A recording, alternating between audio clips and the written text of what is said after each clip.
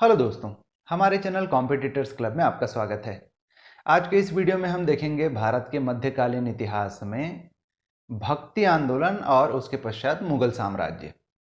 पिछले वीडियो में हमने 15वीं-16वीं शताब्दी का मध्यकालीन भारत का इतिहास देखा था, जिसमें अंत में जो है हम शेर शाह सूरी के दुखद अंत और बाबर के भारत पर विजय के साथ वो क्लास हमने समाप्त की थी। और आज के क्लास में हम पहले देखने वाले हैं भक्ति आंदोलन के बारे में। सूफी संतों के बारे में, सूफी आंदोलन के बारे में हम पहले ही पढ़ चुके हैं। अगर आपने वो वीडियो अभी तक नहीं देखा हुआ है तो हमारे चैनल की प्लेलिस्ट में जाकर हिस्ट्री के अंतर्गत या इतिहास के अंतर्गत आप देख सकते हैं। तो दोनों में समानता ये है कि एक और जहाँ पर सूफी आंदोलन या सूफी संत जो थे वो इस्लाम में जो भी आडंबर या फिर बुराइयां व्याप्त थी उनके सुधार के लिए जहाँ पर सूफी आंदोलन शुरू हुआ था, उसी प्रकार हिंदू धर्म में व्याप्त बुराइयों या आडंबर के विरुद्ध जो है भक्ति आंदोलन प्रारंभ हुआ था। तो हम देखते हैं कि भक्ति आंदोलन प्रारंभ होने के पीछे क्या क्या कारण थे। बहुत ब्रीफ में देखेंगे, कोशिश करेंगे कि उन्हीं पॉइंट्स पर अपन स्टिक रहें जो पॉइंट्स या जिनसे संबंधित तथ्य जो है एग्जाम्स में पूछे जाते हैं। अदरवाइज भक्ति आंदोलन और इसके कवि या इसके जो संत हुए वो स्वयं में इतने इम्पोर्टेंट हैं कि उन पर खुद पर एक एक पर जो है पूरा एक एक क्लास चला जाए, परंतु हमारी कोशिश होगी कि हम एग्जाम के पॉइंट ऑफ व्यू से उन बिंदुओं को देखें। तो भक्ति आंदोलन, भक्ति का अर्थात मतलब है ईश्वर के चरणों में आत्मसमर्पण। भक्ति आंदोलन के जो संत थे उनके अनुसार भक्ति का अर्थ है कि ईश्वर में अनुरक्त हो जाना, ईश्वर में अनुरक्त हो जाना और उनके चरणों में, ईश्वर के चरणों में आत्मसमर्पण।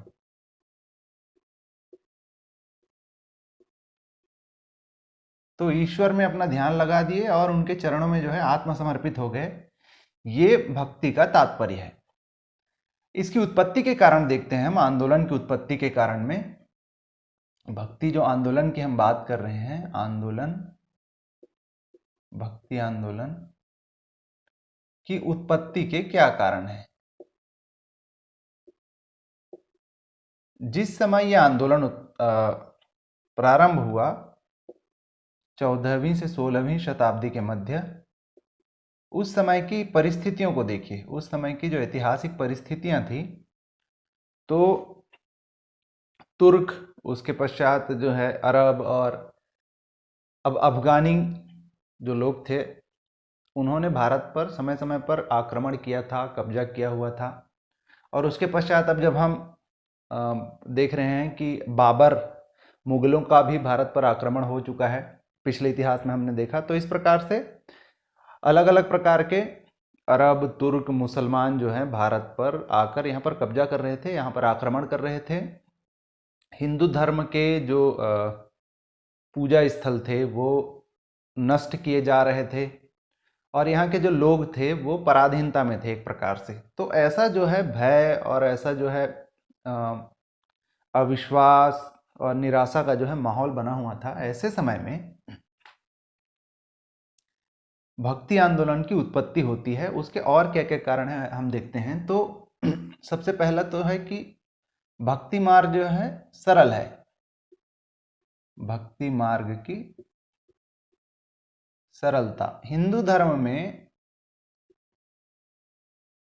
वैदिक काल के पश्चात हम देखते हैं कि जैसे जैसे वैष्णव या शैव धर्म जो है आगे बढ़ते बढ़ते गया और जब विष्णु और शिव जो है एक साथ या फिर बहुत सारे बहुदेववाद हुआ और बहुत सारे देवता जो है एक साथ पूजे जाने लगे, तो हिंदू धर्म में कर्म कांड बहुत अधिक बढ़ गया था।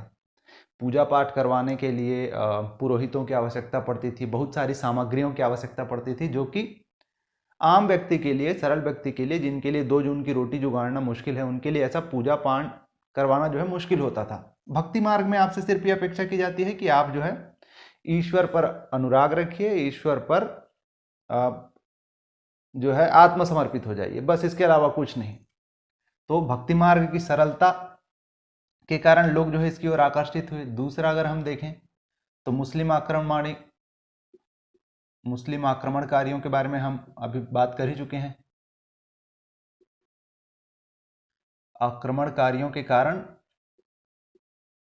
जो हिंदू पूजा स्थल थे जैसे मंदिर आदि, उनका नाश हो रहा था।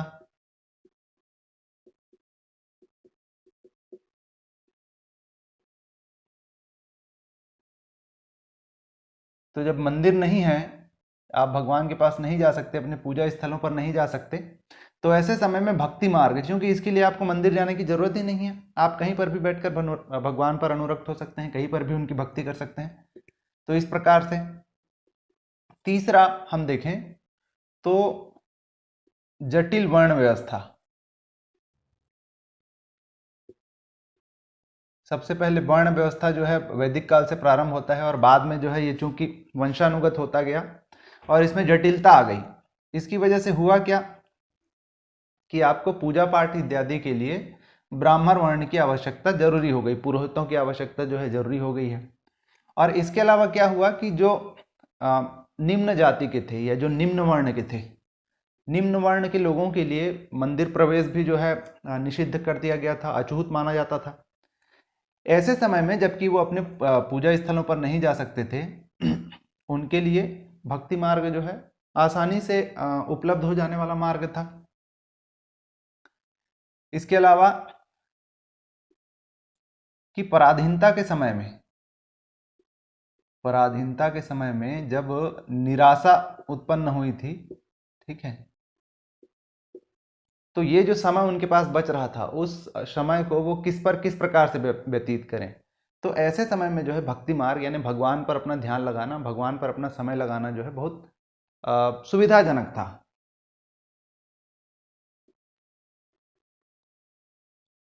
तो एक हिसाब से ये पराधीनता के समय पर जो है आशा की किरण थी भक्ति मार्ग जो है। और उसके अलावा चूंकि अब समाज में जो है हिंदू मुस्लिम दोनों ही प्रकार के लोग जो है, दोनों ही संप्रदाय के लोग जो है साथ में मिलकर रह रहे थे, तो समय समय पर उनमें वैमनस्य, उनके बीच जो है टकराव, भेदभाव, ये सामान्य बातें थी। ऐसे समय में जो भक्ति मार्ग के संत थे, इसके अलावा सूफी संप्रदाय के संतों की भी अगर हम बात करें, तो इन लोग क्या कर रहे थे, इन लोग समन्वय की भावना विकसित करने की कोशिश कर रहे थे। वो कैसे आगे पता चलेगा, इनके जो सिद्धांत हैं उनके आधार पर। क्योंकि इनका मानना था कि ईश्वर एक ही है, तो इसलिए हिंदू मुस्लिम दोनों में कोई भेद नहीं है। तो इस प्रकार जो भक्ति मार्ग के संत थे या सूफी जो संत थे, वो समन्वय की भावना का विकास कर रहे थे।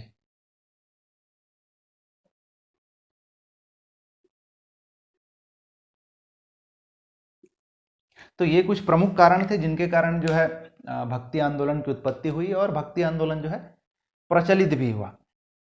अब हम ये देखना चाहें कि इसके सिद्धांत क्या हैं, भक्ति मार्ग के सामान्य सिद्धांत। तो भक्ति मार्ग के जो सामान्य सिद्धांत हैं वो बहुत सरल हैं।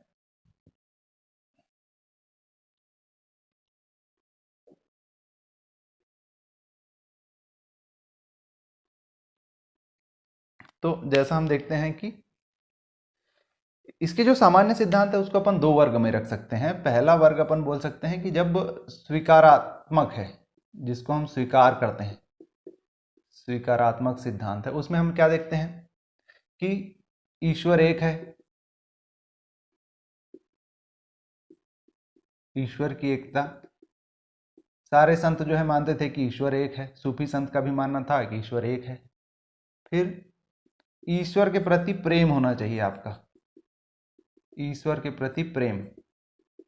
ईश्वर के प्रति प्रेम की वकालत जो है सूफी संत भी करते थे, हमारे भक्ति आंदोलन के संत भी करते हैं। फिर दोनों ही जो है गुरु की महत्ता को स्वीकार करते हैं कि ईश्वर की प्राप्ति के लिए गुरु का होना जो है आवश्यक है। तो गुरु की महत्ता दोनों जो है प्रतिपादित करते हैं। सूफियों में हमने देखा कि जो गुरु शिष्य की जो परंपरा होती थी, जिसको हम बोलते थे कि पीर और मुरीद, उसी प्रकार यहाँ पर भी जो है गुरु की महत्ता। और उसके बाद हृदय की स्वच्छता की बात करते हैं कि आपको ईश्वर को पाने के लिए हृदय से स्वच्छ होना पड़ेगा। उसके लिए आपको किसी कर्म कांड की आवश्यकता नहीं है, लेकिन हृदय से आपको जो है स्वच्छ और सरल होना पड़ेगा। फिर संत जो है, भक्ति मार्ग के संत मानवतावादी दृष्टिकोण रखते हैं।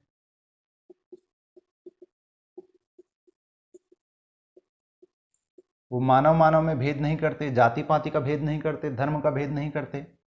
उसके अलावा आत्मसमर्पण की बात करते हैं। ईश्वर पर जो है आत्मसमर्पित हो जाइए ईश्वर को पाने के लिए।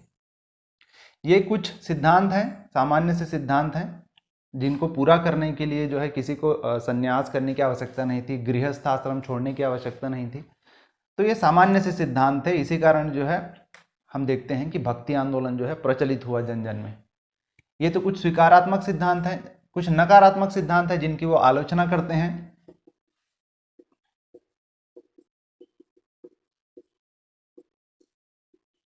तो नकारात्मक सिद्धांतों में देखते हैं कि वो सामाजिक कुरीतियों पर प्रहार करते हैं, सामाजिक कुरीतियों को स्वीकार नहीं करते।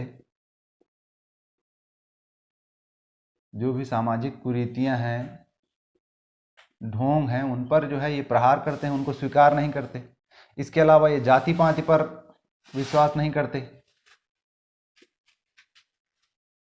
इसके अलावा जो है ये भाषा विशेष पर जोर नहीं देते। हम क्या देखते हैं कि भक्ति आंदोलन में, भक्ति आंदोलन के संतों को अगर हम देखें तो कुछ संत जो हैं ना केवल हिंदू हैं बल्कि मुसलमान भी हैं। जैसे रसखान है या रहीम है, वो हिंदू देवी देवताओं की पूजा करते हुए देखते हैं लेकिन वो है मुसलमान। तो ये जाति पाति या फिर भाषा पर भी ये जो है जोर नहीं देते। जैसे रामचरितमानस लिखा हुआ है अवधी में, फिर संस्कृत में भी बहुत सारी रचनाएं रची गई हैं। उसके अलावा खड़ी बोली हिंदी में रचनाएं रची गई हैं। तो भाषा पर ये जोर नहीं देते, क्योंकि ये कहते ही हैं कि हृदय की भाषा जो है वो भक्ति में सुनी जाती है। तो इसके लिए भाषा पर जोर नहीं है कि आप इस भाषा में बोलेंगे। जैसे संस्कृत, हम बोलते हैं कि संस्कृत देव भाषा है तो देवताओं को प्रसन्न करने के लिए संस्कृत बोलिए, ऐसी किसी भाषा विशेष पर इनका जोर नहीं है। तो ये कुछ चीज़ें हम देखते हैं, नकारात्मक और सकारात्मक दोनों तरीके से ये जो है भक्ति आंदोलन के कुछ सिद्धांत। अब हम देखेंगे, संक्षेप में देखेंगे कि भक्ति आंदोलन के प्रमुख संत कौन कौन से हुए। क्योंकि जैसा मैंने पहले कहा, अगर उनके जीवन पर हम विस्तृत चर्चा करने चले जाएं तो एक एक संत अपने आप में इतने महत्वपूर्ण है कि पूरा जो वीडियो है उन्हीं पर जो है पूरा ना पड़े। तो हम कोशिश करेंगे कि हम सिर्फ संतों के नाम देखें और उनसे एसोसिएटेड प्रमुख अगर कोई तथ्य है जो परीक्षा में पूछे जाते हैं उनके बारे में बात करें। भक्ति आंदोलन के पहले संत हैं रामानुजाचार्य।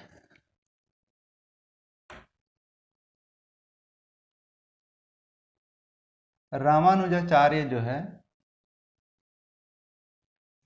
आदि शंकराचार्य के शिष्य हुआ करते थे, लेकिन उनसे मतभेद हुए उनके। आदि शंकराचार्य जहाँ एक और एकेश्वरवाद की और सन्यास की के पक्षधर थे, यानी गृहस्थ जीवन के ऊपर सन्यास को जो है वो वरीयता देते थे।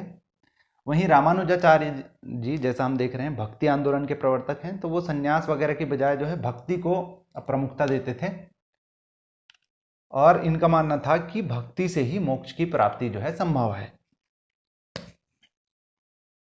अगले संत हैं हमारे रामानंद। तो राम भक्ति को अगर किसी ने, जैसा हमने पहले देखा कि वैष्णव शैव धर्म जो है प्रमुख हुआ करते थे और वैष्णव धर्म में विष्णु जो है प्रमुख देवता हुआ करते थे। तो राम को यदि पहले किसी ने भक्ति मार्ग में पूजा के देवता के रूप में या जिनकी भक्ति की जा सकती है ऐसे किसी पुरुष के रूप में स्थापित किया तो वो है रामानंद। तो ये जो है इन्होंने विष्णु को ना अपनाकर राम सीता को अपनाया। राम सीता को जो है आराध्य बनाया।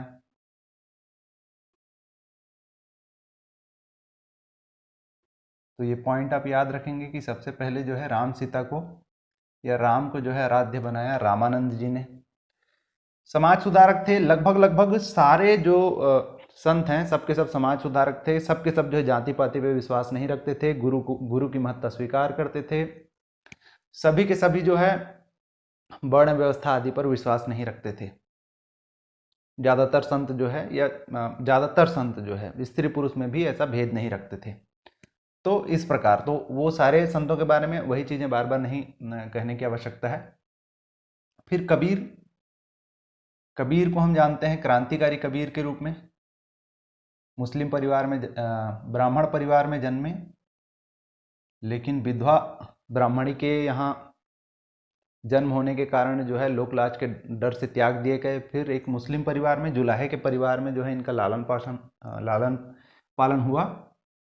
और कबीर जो है जाने जानते हैं क्रांति कबीर के नाम से, क्रांतिकारी कबीर के नाम से, क्योंकि इन्होंने कोई औपचारिक शिक्षा नहीं ली, लेकिन देशाटन किया, ये जगह जगह पर घूमे और वहाँ देख देख के जो कुछ भी इन्होंने जाना सीखा, तटस्थ होकर फिर जो भी धर्म पर आडंबर थे उन पर इन्होंने चोट किया है। न केवल हिंदू धर्म पर बल्कि मुस्लिम धर्म पर, दोनों ही धर्मों पर ये उस पर जो भी आडंबर थे, जो भी उन्हें लगता था दिखावापन, उस पर वो आक्रमण करते थे बिना किसी डर के। तो ये कबीर, इनके बारे में आचार्य हजारी प्रसाद द्विवेदी जी का कहना है कि हिंदी साहित्य में इनसे जबरदस्त व्यंग्यकार शायद ही कोई हुआ हो। तो कबीर के बारे में एक और चीज जान लेते हैं कि इनकी जो रचनाएं हैं वो बीजक के नाम से संग्रहित हैं।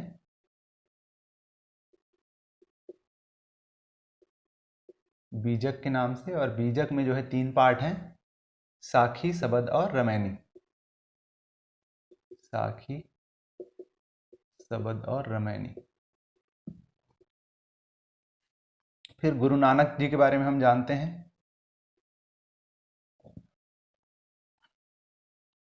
गुरु नानक जी जो हैं खत्री परिवार में जन्मे थे। इनका भी जो है गृह परिवार में जो है मन रमा नहीं, तो सामाजिक सुधारों के लिए फिर ये चल पड़े। अभी कबीर और गुरु नानक जी में अंतर ये है कि कबीर जहाँ पर जो है व्यंग करते हैं, चोट करते हैं, तीखे शब्दों का प्रयोग करते हैं, वहीं उन्हीं सुधारों के लिए गुरु नानक देव जी जो हैं वो सौम्य, प्रेम वाली भाषा का, सामंजस्य वाली भाषा का प्रयोग करते हैं। और गुरु नानक जी जो हैं वो पहले ऐसे संत हैं जो राष्ट्रवादी चेतना की बात करते हैं, जो राष्ट्रीयता के भावना की बात करते हैं।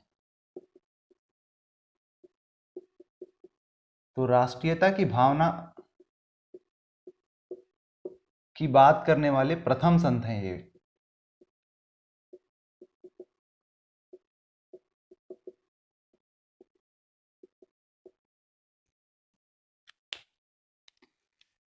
इसके अलावा एकेश्वरवादी थे, अवतारवाद में विश्वास नहीं करते थे, पूजा पाठ के लिए जो भी कर्म कांड होते थे ये सब के भी विरोधी थे। हमारे अगले संत हैं महाप्रभु चैतन्य।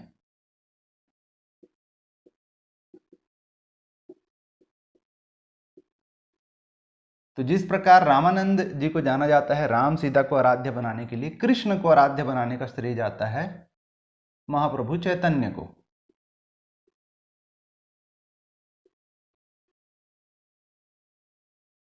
आराध्य, हालांकि प्रतिनिधि कवियों की या प्रतिनिधि संतों की बात करें, जो कृष्ण भक्ति के प्रतिनिधि संत हैं वो सूरदास हैं, और राम भक्ति के प्रतिनिधि संत हैं वो तुलसीदास हैं, लेकिन प्रारंभ करने का जो श्रेय जाता है इनकी भक्ति को, तो कृष्ण भक्ति को प्रारंभ करने का श्रेय जाता है महाप्रभु चैतन्य को, और राम सीता को आराध्य बनाकर राम भक्ति को प्रारंभ और प्रचलित करने का श्रेय जाता है रामानंद जी को। अगले संत हैं संत वल्लभाचार्य। चंपारण में जन्मे थे। इनके बारे में परीक्षा उपयोगी तथ्य याद रखने के लिहाज से इंपॉर्टेंट है कि इन्होंने पुष्टि मार्ग के प्रवर्तक थे। तो पुष्टि मार्ग एसोसिएटेड है, किनसे संबंधित है? वल्लभाचार्य जी से। अगले संत की हम बात करें गोस्वामी तुलसीदास जी। तुलसीदास जी के बारे में हम में से ज्यादातर अवगत हैं। राजापुर ग्राम में जन्मे थे और प्राचीन हिंदू व्यवस्था के जो है समर्थक थे। राम इनके इष्ट देव थे। रामचरितमानस इनकी प्रमुख कृति है जो घर घर पढ़ी जाती है हिंदू घरों में। उसके अलावा विनय पत्रिका, दोहावली, गीतावली, बरवय रामायण आदि जो है उनकी प्रमुख रचनाएं हैं। तो इनकी रचनाओं के बारे में अपन बाद में चर्चा करेंगे। सूरदास कृष्ण भक्ति के जो है प्रतिनिधि कवि हैं।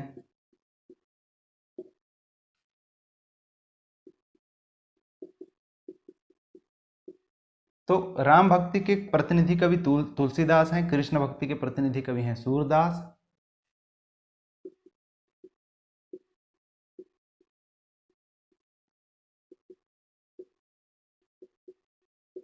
सूरसागर, साहित्य लहरी, सुर सारावली, ये जो है इनकी प्रमुख रचनाएं हैं। इसके अलावा जो है रैदास, दादू, रैदास, दादू, मीराबाई आदि बहुत से कवि एवं संत हुए हैं।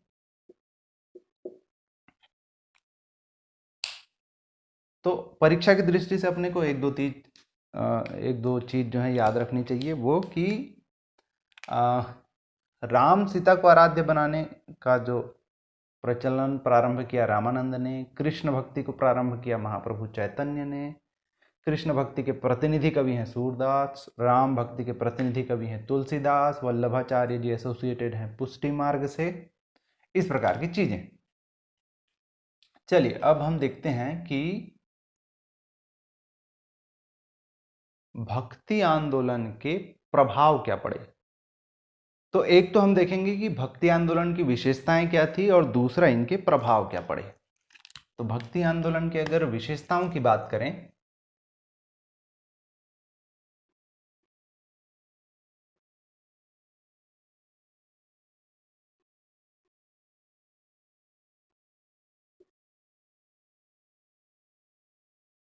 तो विशेषताएं ये थी कि ये जो है सरल था,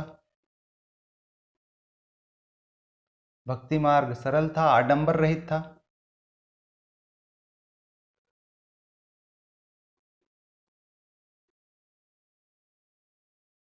आपको ईश्वर की भक्ति करनी है, उसके लिए आपको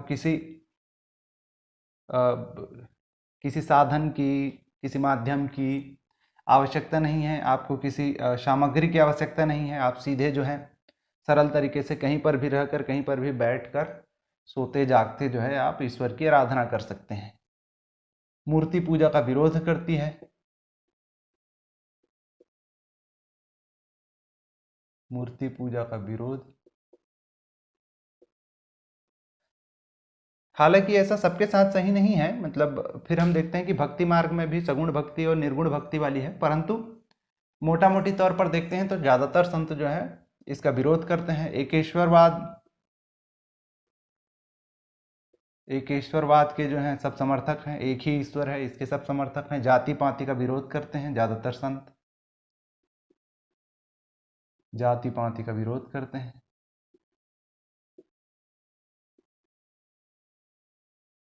जन भाषा का प्रयोग करते हैं। तो जैसा हमने पहले देखा था कि किसी भाषा विशेष पर ये जो है लक्षित नहीं है, जो भी जन सामान्य की भाषा, बोलचाल की जो भाषा है उसका प्रयोग करते हैं ये भक्ति के लिए। कर्म प्रधान है, इसीलिए जो है भक्ति मार्ग के जो संत हैं वो सन्यास के लिए या फिर सन्यास को गृहस्थ आश्रम के ऊपर नहीं मानते और गुरु की प्रधानता को जो है सभी स्वीकार करते हैं। ये कुछ विशेषताएं हैं भक्ति आंदोलन की। इसका प्रभाव क्या पड़ा अगर हम देखना चाहें तो इसका प्रभाव ये पड़ा कि हिंदुओं में आशाओं का संचार हुआ। जिस परिस्थितियों में वो थे, हिंदुओं में आशा का संचार हुआ।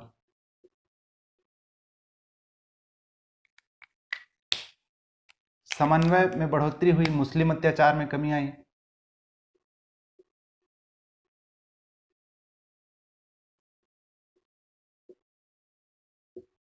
क्योंकि बहुत से, अभी हम देखेंगे कि बहुत से मुस्लिम शासकों के आश्रय में ही या उनके दरबार में ही ज़्यादातर जो है कवि या संत थे या उनके प्रश्रय में थे। तो जाहिर सी बात है कि वो उनसे प्रभावित भी हुए होंगे जो शासक हुए हैं। तो मुस्लिम अत्याचार में कमी आई, आडंबरों में कमी आई,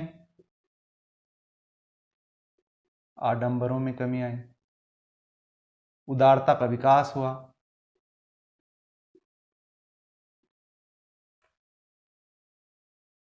राष्ट्रीयता का विकास हुआ।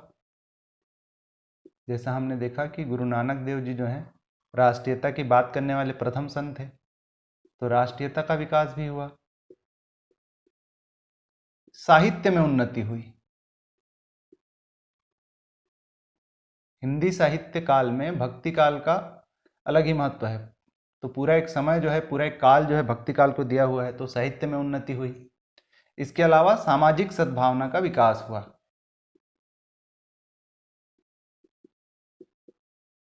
सामाजिक सद्भावना का विकास।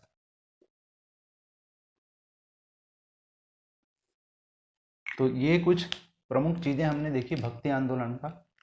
प्रश्न किस प्रकार पूछ सकता है कि भक्ति आंदोलन की विशेषताओं में निम्नलिखित में से क्या है क्या नहीं है, इस प्रकार के प्रश्न पूछ सकता है।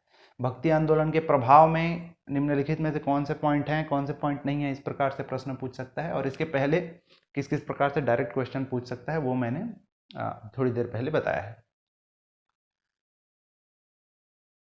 यहीं पे समाप्त करते हैं भक्ति आंदोलन को। हालांकि इनके बारे में अगर डिटेल से चर्चा करना चाहें, इनके संतों के बारे में चर्चा करना चाहें, जैसा मैंने पहले कहा बहुत विस्तृत है, परंतु हम कोशिश कर रहे हैं कि यहाँ पर परीक्षा में जो एमसीक्यूज पूछे जाते हैं, मल्टीपल चॉइस क्वेश्चन पूछे जाते हैं, तो जिस प्रकार के क्वेश्चन पूछे जाते हैं उन्हीं पॉइंट्स पर हम जो है स्टिक रहें। तो इसके बाद हम चलते हैं मुगल साम्राज्य की ओर।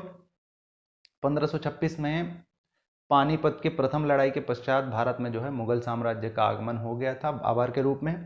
हालांकि बाबर का वो पहला आक्रमण नहीं था, वो पांचवा आक्रमण था भारत में, लेकिन भारत पे शासन करने की जो शुरुआत होती है उसके बाद ही प्रारंभ होती है। तो चलिए देखते हैं मुगल साम्राज्य के बारे में। बाबर जो है तैमूर का वंशज था। बाबर की अगर हम बात करें तो तैमूर का वंशज था, तैमूर का वंशज। और उनकी माँ जो थी वो चंगेज खां की वंश की थी। माँ की तरफ से ये चंगेज खां, चंगेज खां की वंशज थी। तो अगर आप इस बात पर विश्वास करें तो बाबर का जो रक्त था वो वैसे ही महान आक्रमणकारियों के रक्त से बना हुआ रक्त था, और लड़ाई की पद्धति सीखी थी और अपने साथ लेकर आया था ये गोले बारूद। तो इसलिए बाबर ने जिस समय भारत पर आक्रमण किया, उसके आक्रमण को झेलने या फिर उसका विरोध करने लायक शक्ति फिलहाल भारत में नहीं थी, इसलिए जो है विजित हुआ और दिल्ली सल्तनत पे जो है इसके साथ ही मुगल साम्राज्य की नींव पड़ी। तो मुगल साम्राज्य का संस्थापक बाबर, हालांकि अपने साम्राज्य को का आनंद लेने के लिए ज़्यादा समय तक जीवित नहीं रहा। 1526 से 1530 भारत पे उसके शासन को अगर हम देखें तो 1526 पानीपत के प्रथम युद्ध से लेके 4 साल तक ही, 1530 तक ही वो रहा। इस बीच इसके कुछ प्रमुख युद्धों के बारे में अगर हम देखें तो जो नाम याद रखना चाहिए इस प्रकार के, पानीपत के युद्ध के बारे में हम देख चुके हैं। पानीपत का प्रथम युद्ध अपने को याद रखना है, समय 1526। किसके विरुद्ध? तो ये हुआ था वर्सेस इब्राहिम लोदी। याद रखेंगे, इब्राहिम लोदी के विरुद्ध हुआ था, विजय हुई थी। खानवा का युद्ध, खानवा का युद्ध हुआ था 1527 में। राणा सांगा के विरुद्ध हुई थी।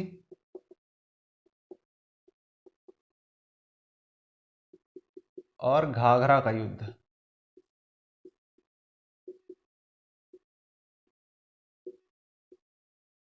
ये हुआ था 1528 में। महमूद लोदी जो कि इब्राहिम लोदी का भाई था, इसके विरुद्ध ये युद्ध हुआ था। तो इस प्रकार के जो युद्ध हैं उनके नाम और उनका समय और किन के बीच हुआ था, ये परीक्षा की दृष्टि से महत्वपूर्ण होते हैं, ये याद रखेंगे। 1530 में हुमायूं जो है गद्दी पर बैठा।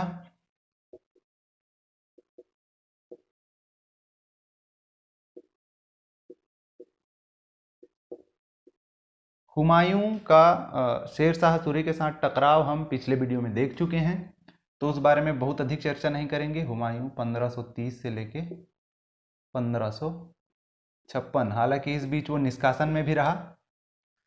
तो बिलग्राम के युद्ध के बारे में हम बात कर चुके हैं, बिलग्राम या कन्नौज के युद्ध, जिसमें बिलग्राम या फिर कन्नौज के युद्ध जिसमें शेर शाह सूरी के विरुद्ध उसकी पराजय हुई थी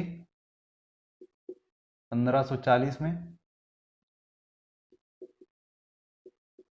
विरुद्ध शेर शाह सूरी, और ये निर्णायक पराजय थी। इसके पश्चात जो है लगभग 15 साल तक, 1540 से लेके 1555 तक हुमायूं जो है निर्वासन में रहा था। 1545 में शेर शाह सूरी की मृत्यु हो गई। उसके पश्चात जो है 1555 में यानी शेर शाह की मृत्यु के पश्चात लगभग 10 साल पश्चात जो है उसने पुनः दिल्ली पर कब्जा किया। 1555 में पुनः दिल्ली पर कब्जा और सिंहासन पर आरूढ़ हुआ, कब्जा और बादशाह बना। 1556 में जो है सीढ़ी से गिरकर इसकी मौत हो गई।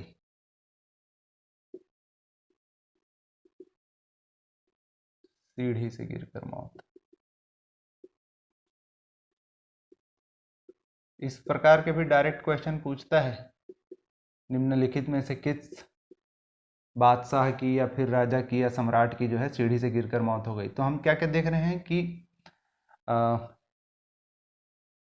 किसी की चौगान या पोलो खेलते समय मृत्यु हो रही है, किसी की जो है तोपखाना के निरीक्षण के समय बारूद फटने से, किसी की सीढ़ी से गिरकर। तो इस प्रकार के तथ्यों को याद रखेंगे। हुमायूं के पश्चात जो अगला सम्राट गद्दी पर बैठा वो बहुत अधिक चर्चित हुआ इतिहास में, और उनका नाम है अकबर, मोहम्मद जलालुद्दीन अकबर। 13 साल की उम्र में संभवतः ये सिंहासन पर आरूढ़ हुए थे 1556 में, और 1605 तक लंबे अवधि तक इन्होंने सफलतापूर्वक शासन किया।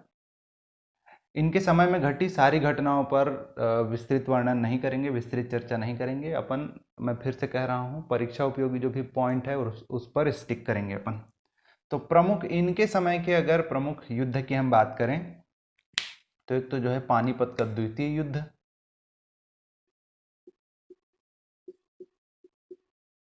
पानीपत का द्वितीय युद्ध हिंदू सम्राट हेमू के विरुद्ध हुआ था। हेमू की सेना बहुत विशाल थी और मुगलों का जीतना लगभग असंभव था। पर बात वहीं पे आती है, हिंदुओं की उस समय जो भी युद्ध नीति थी, तो हिंदू सम्राट जो होते थे या जो प्रमुख होते थे वो हाथी पर चढ़कर युद्ध करते थे और गौरव की बात समझते थे। परंतु उससे होता क्या था कि हाथी पर आप आसानी से तीरंदाज या भाला फेंकने वालों के निशाने पर आ सकते थे, यही हुआ। इसमें हालांकि मुगलों की पराजय निश्चित थी, लेकिन इसी बीच जो है एक तीर आकर हेमू के आंख में लगी, और जब आपका सेनानायक या आपका राजा जब धराशायी होता है तो उसके बाद सेना का मनोबल अपने आप टूट जाता है। तो इसी वजह से इसमें पराजय हुई। तो ये हुआ वर्सेस हेमू, हेमू की पराजय हुई इसमें, हेमू जो है पराजित हुआ।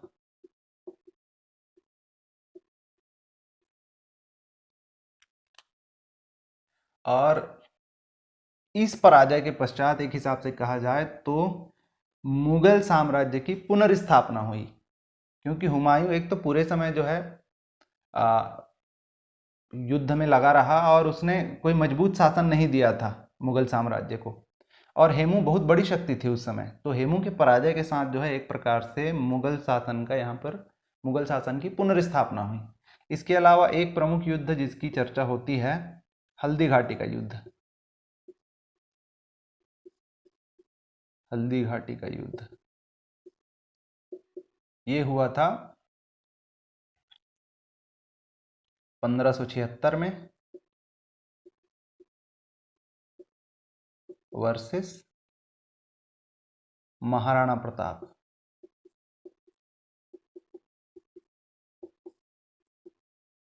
महाराणा प्रताप की सेना हालांकि हार गई थी, लेकिन महाराणा प्रताप जो है उनको नहीं पकड़ पाए थे इन लोग। महाराणा प्रताप जो है वहां से भाग गए थे।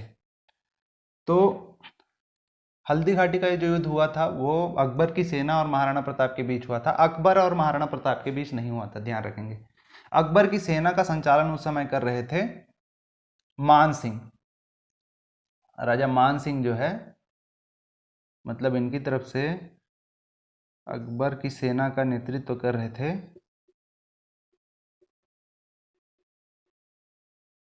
मान सिंह। तो मान सिंह वर्सेस महाराणा प्रताप का ये युद्ध हुआ था। इसके अलावा अकबर के बारे में अच्छी चीज़ ये है कि अकबर ने जो है राजपूतों के साथ जो है मैत्री वाले संबंध बना के रखे थे। उनने पहचाना था कि राजपूत जो हैं बहुत खुददार किस्म के होते हैं, आत्मस्वाभिमानी टाइप के होते हैं, बहादुर होते हैं। तो इसका फ़ायदा उठाने के लिए या फिर इस राजनीतिक रूप से इसका फ़ायदा उठाने के लिए उन्होंने राजपूतों के साथ जो है मैत्री संबंध रखे थे। अकबर के दरबार के बारे में जब बात की जाती है तो अकबर के नवरत्नों की बात की जाती है। नवरत्नों के नाम आपको याद होने चाहिए। डायरेक्ट क्वेश्चन पूछ सकता है कि निम्नलिखित में से कौन जो है अकबर के नवरत्नों में से हैं या फिर नहीं है। तो नवरत्नों की हम बात करते हैं। अकबर के नवरत्नों की अगर हम बात करें तो है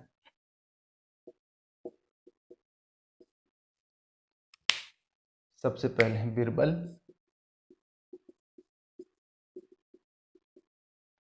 फिर हैं राजा टोडरमल, राजा मान सिंह,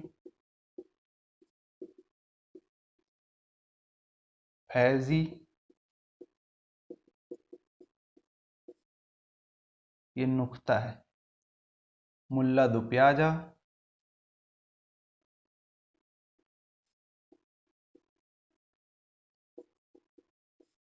हकीम हुकाम,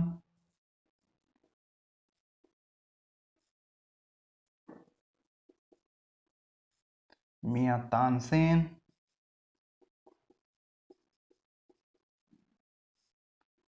अबुल फजल,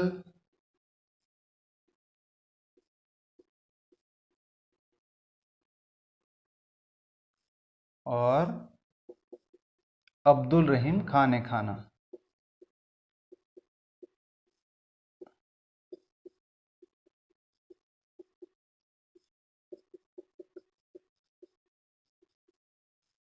ये हैं अकबर के नवरत्न।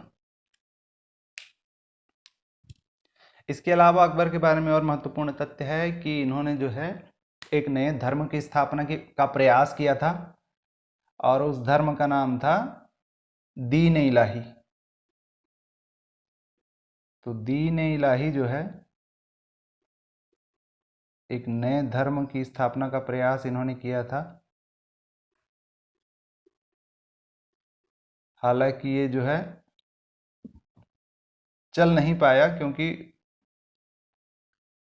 इसका कॉन्सेप्ट बहुत बढ़िया था दीन इलाही का, लेकिन अब उस समय के हिसाब से ये बहुत आगे था, यानी उस समय से बहुत आगे की सोच थी ये। तो ये चीज़ याद रखेंगे। युद्धों के बारे में याद रखेंगे, नवरत्नों के बारे में याद रखेंगे, दीन इलाही किससे एसोसिएटेड है ये याद रखेंगे। क्या था ये, एक नया धर्म था, किसने चालू किया था, अकबर ने। ये सारी चीज़ें याद रखेंगे। अकबर के बाद जो वारिस हुए वो हुए जहांगीर, जिनके बचपन का नाम था सलीम। जहांगीर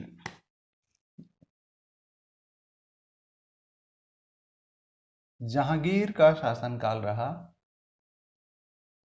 1605 से 1627 के बीच।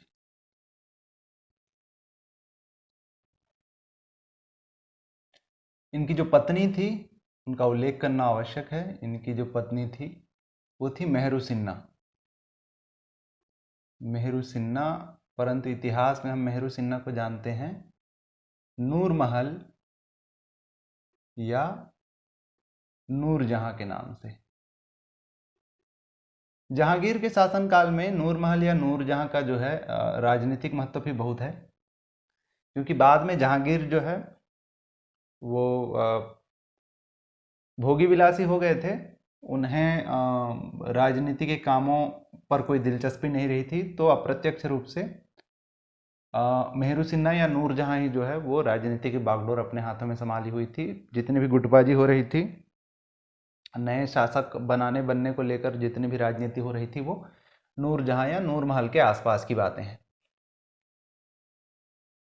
जहांगीर के पश्चात जो अगले शासक होते हैं वो होते हैं शाहजहां।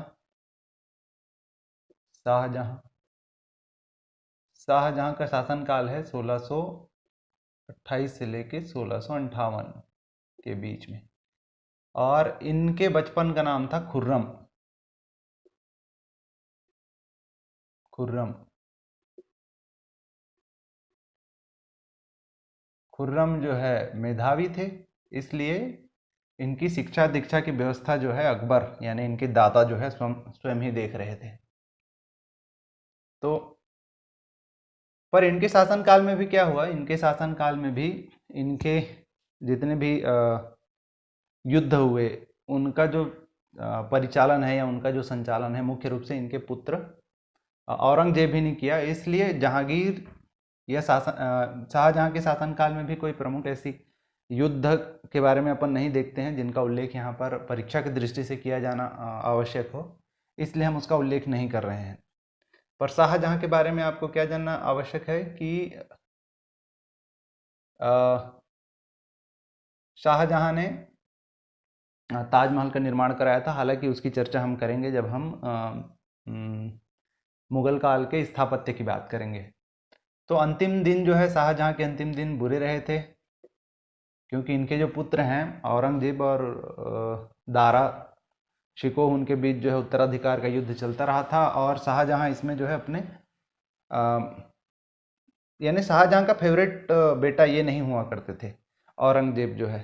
तो इसी कारण अंत में क्या हुआ, शाहजहां को औरंगजेब ने जो है कैद करके आगरा के दुर्ग में जो है कैद कर दिया था, जहां 8 साल तक वो कैद रहे और वहीं पर उनकी मृत्यु हो गई। अंतिम दिनों में इनके साथ जो है शाहजहां के साथ उनकी जो बेटी थी जहां आरा, वो साथ रही थी। और औरंगजेब की बात करते हैं।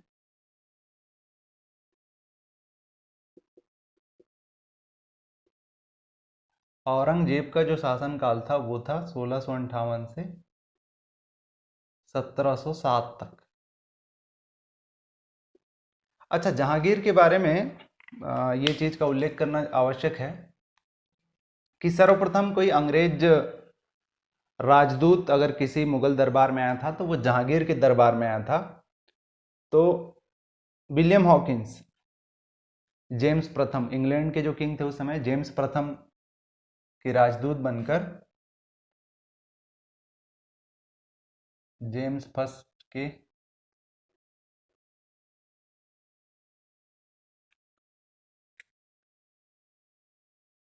राजदूत के रूप में विलियम हॉकिंस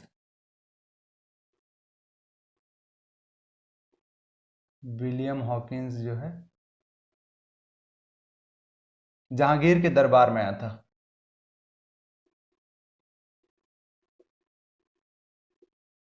तो इस प्रकार ये प्रथम राजदूत हैं किसी मुगल दरबार में आने वाले, और किसके दरबार में आए बोलने से, जहांगीर के दरबार में। सर टॉमस रो भी जो है जहांगीर के दरबार में ही आए थे। तो ये पहले हैं, और दूसरे जो हैं सर टॉमस रो।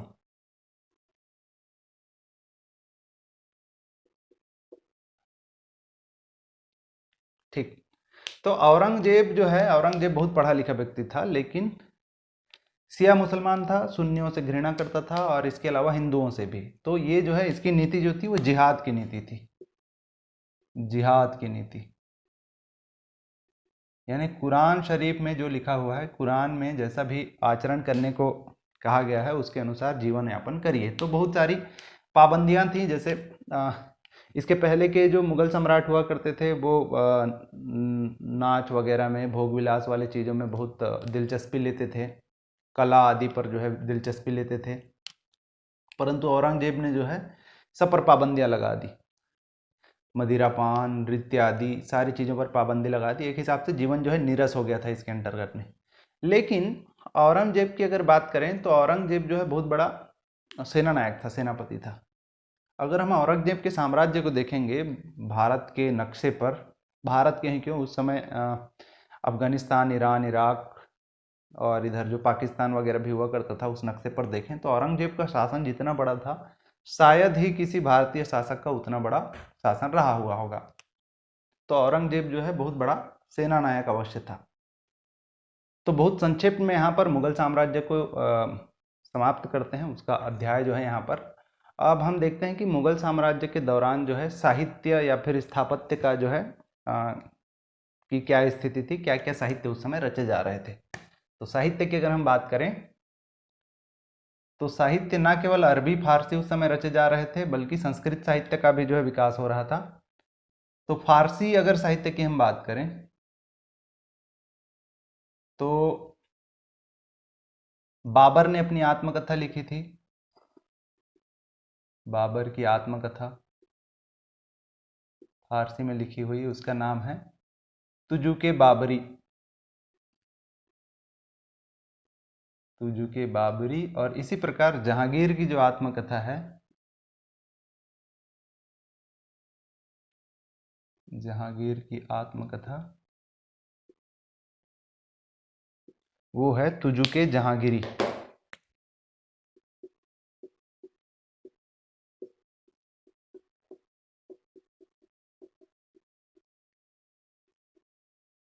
हुमायूं की बहन गुलबदन बेगम ने जो है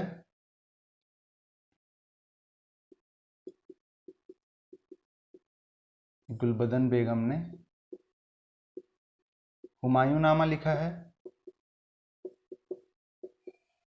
अच्छा, ये आत्मकथा है, मतलब आप समझ जाइए ना भाई, आत्मकथा आदमी स्वयं ही लिखता है। तो तुजुके जहांगीरी जहांगीर ने लिखी है, तुजुके बाबरी बाबर ने लिखी है, गुलबदन बेगम ने लिखा है हुमायूं नामा। अबुल फजल जो कि अकबर के नवरत्नों में थे एक थे, अबुल फजल ने लिखा है अकबरनामा और आईन अकबरी।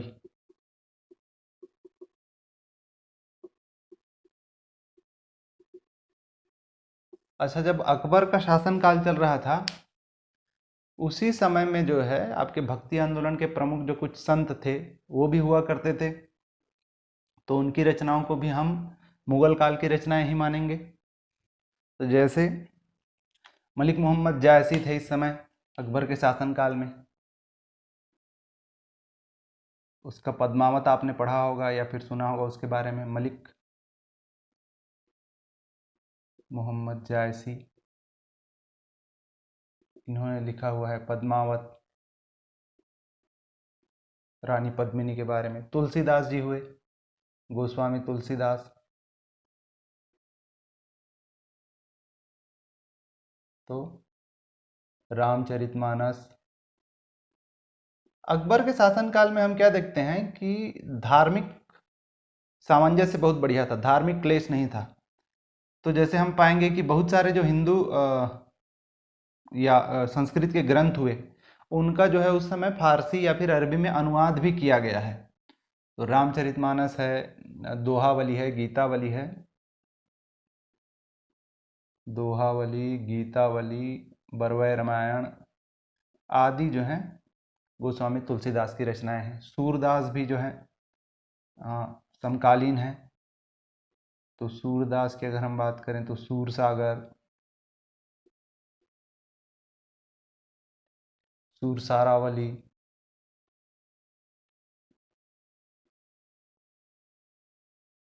ये जो है उनकी प्रमुख रचनाएं हैं। इसी समय जो है रसखान भी थे, कृष्ण भक्ति शाखा के प्रमुख कवि हैं, रसखान हैं।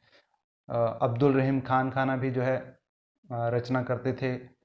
अच्छा, गुरु ग्रंथ साहिब का जो संपादन है, गुरु ग्रंथ साहिब का संपादन वो भी अकबर के ही शासनकाल में हुआ है।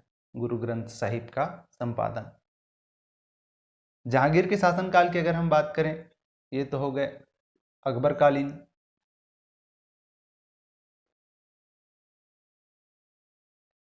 अकबर कालीन साहित्य। अगर जहांगीर के समय की हम बात करें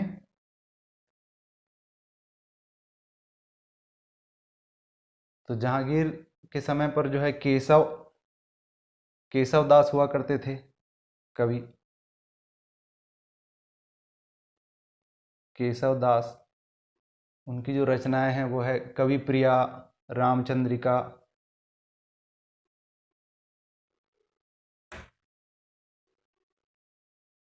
खास बात यह है कि ये सबको जो है हिंदी साहित्य में भी पढ़ते हैं।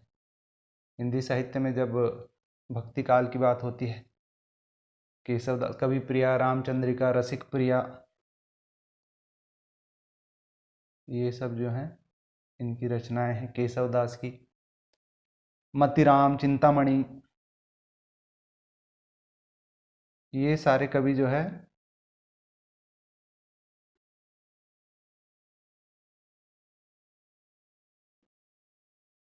जहांगीर के दरबार में थे। शाहजहां की अगर हम बात करें तो शाहजहां के शासनकाल में सेनापति हुआ करते थे। सेनापति सेनापति उनके सेना के सेनापति की बात नहीं कर रहे हैं। सेनापति का नाम हिंदी साहित्य वालों ने सुना होगा। शाहजहां के शासनकाल में कवि हुआ करते थे सेनापति, और इनकी जो रचनाएं हैं काव्य कल्पद्रुम,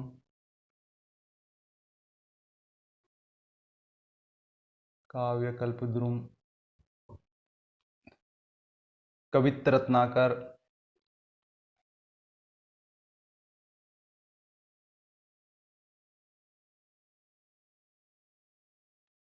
इसके अलावा बिहारी, जो बिहारी सतसई के रचयिता हैं,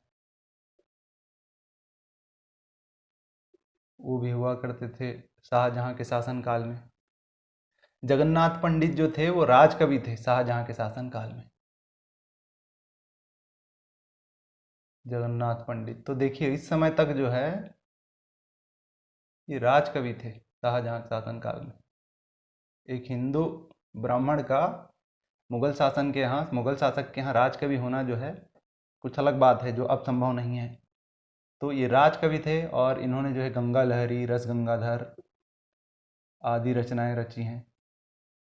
गंगा लहरी, रस गंगाधर। हाँ, अगर अंतिम शासक औरंगजेब की हम बात करें तो औरंगजेब जो है वो धार्मिक रूप से कट्टर था, और जैसा हमने बताया कि वो जिहादी था, जिहाद को मानने वाला था। तो ऐसी कोई साहित्यिक रचनाएं जो है इनके शासनकाल में देखने को नहीं मिलती है। ये तो हुई साहित्य की बातें। स्थापत्य के बारे में देख लें। स्थापत्य से संबंधित प्रश्न जो है सामान्य रूप से पूछे जाते हैं कि कोई जो बिल्डिंग है, कोई जो मकबरा आदि है या किला वगैरह है, वो किसके शासनकाल में बना हुआ था। तो अपन स्थापत्य के बारे में देख लेते हैं। वैसे तो बहुत सारी इमारतें, बहुत सारी संरचनाएं जो है बनाई गई हैं मुगल काल में, परंतु हम कुछ प्रमुख स्ट्रक्चर पर ही ध्यान देंगे। तो हुमायूं का मकबरा है, हुमायूं का मकबरा।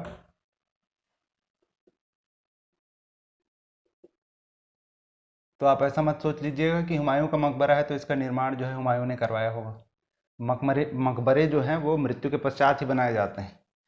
तो कोई अपनी मृत्यु के पश्चात अपने नाम की बिल्डिंग क्यों बनवाने लगा। तो ऐसा नाम के साथ मत चले जाइएगा कि हुमायूं का मकबरा जो है हुमायूं ने बनवाया। ये हाजी बेगम द्वारा बनवाया गया था।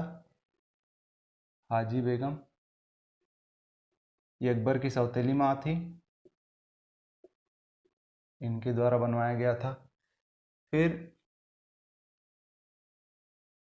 अकबर के समय की अगर हम बात करें, अकबर के समय जो स्थापत्य निर्मित हुआ, अकबर कालीन।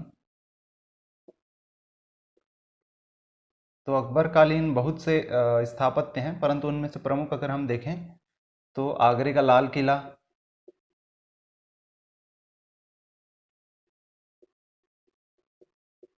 आगरे का लाल किला, इसके अलावा जहांगीरी महल,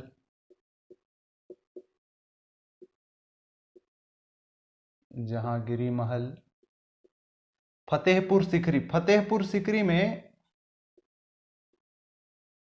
बहुत सारी संरचनाएं हैं, बहुत सारे महल, बहुत सारे चीज़ें जो है फतेहपुर सीकरी में बनी हुई है।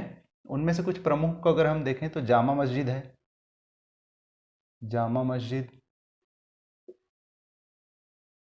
इसके अलावा जो है बुलंद दरवाज़ा, बुलंद दरवाजे के संबंध में क्वेश्चन पूछता है। बुलंद दरवाज़ा, बुलंद दरवाज़ा। अच्छा, ये सब का निर्माण ध्यान देंगे अकबर कालीन है, मतलब आप अकबर से एसोसिएटेड हैं, अकबर को माना जाएगा इनका निर्माण करता। बुलंद दरवाजे की जो ऊंचाई है वो 176 फीट है, तो काफ़ी ऊंचा दरवाज़ा है। इसके अलावा जोधाबाई महल, जोधाबाई महल, बीरबल महल,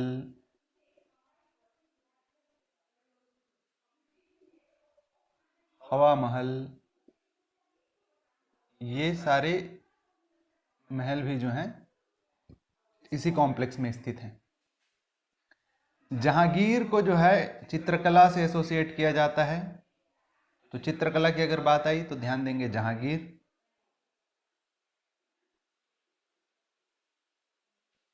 और शाहजहां कालीन ज़्यादातर स्थापत्य से आप परिचित होंगे। शीश महल, दिल्ली का जो लाल किला है वो शाहजहां ने निर्मित करवाया था, दिल्ली का लाल किला। तो ये दोनों में आप कंफ्यूज नहीं होंगे। आगरे का जो लाल किला है वो अकबर ने बनवाया था, लेकिन दिल्ली का लाल किला बनवाया था शाहजहां ने। इसके अलावा ताजमहल, मोती मस्जिद,